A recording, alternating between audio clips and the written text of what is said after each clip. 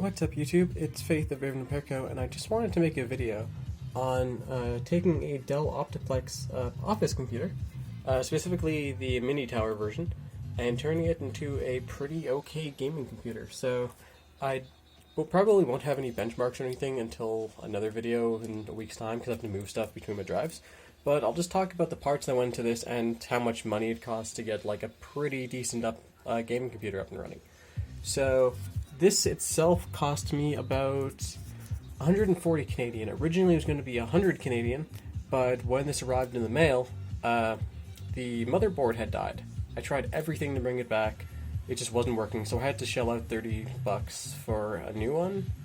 No, 40 bucks. I got 25 bucks back from the seller because they didn't know the motherboard had died, so I mean closer to 125 out of my own money, which was fine. But yeah. So I also went ahead and upgraded the power supply. Also, you'll see here that the case kind of hangs off. This is where the power supply comes in.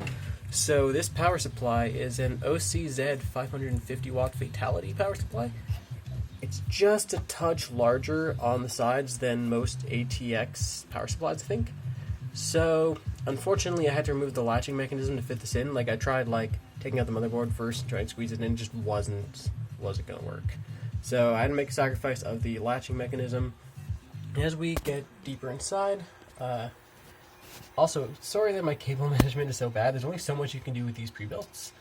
Basically make sure everything's just out of the way of, fans. So there's a Radeon 6850 1GB card in here. I got this for free because, I mean, if you scour around on your local, Craigslist and Kijiji, these things usually run cheap. But I got this one for free because it was in, unknown condition, because it's just been sitting in someone's storage for, years. So I picked this up, plugged it in, fully works. Works pretty well also with the Radeon driver on Arch Linux, which is really cool because everyone knows the open source NVIDIA drivers aren't too great. But the open source Radeon drivers are actually really good.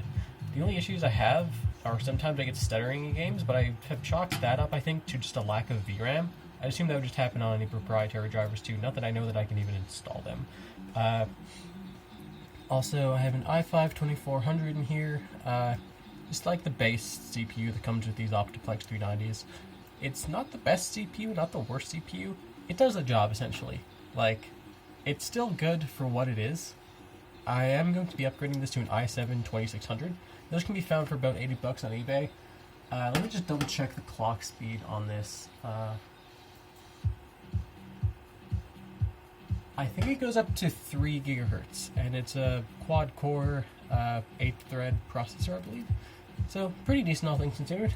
I also have 2 8GB sticks of Yangzingshan RAM. So I got this off of eBay for about 80 bucks. It was shipped from China, so it took a little bit to get here. But 80 bucks for 16 gigs of RAM is not bad. I've been benchmarking this a little bit. It seems to perform just fine. It is on the lower end of clock speed though, but it's not really an issue. It's fine. Clock speed isn't really what you're looking for in most workloads for RAM. It can help, of course, especially with streaming heavy games like Grand Theft Auto. But honestly, a decent enough CPU and having high amounts of RAM is better than having fast RAM that's constantly swapping. What else do I have in here? So here's my messy ass hard drive setup. So I have 2 hard drives. One of them is actually going to have to be replaced because this hard drive at the bottom here was supposed to be another 1GB drive. Seems to be dead, unfortunately, or it's not being read for some reason. I'm going to have to test it in my docking station there. But yeah, it doesn't work. So I have this other 1GB drive in here, and under these are actually 2 solid-state drives. One 240GB, one 128GB.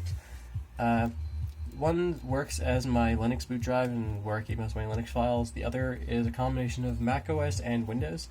I haven't been able to get macOS working on here properly because of the fact that AHCI isn't properly supported, I think. But yeah, I'll make some more videos about this soon, and I'll see you in the next one.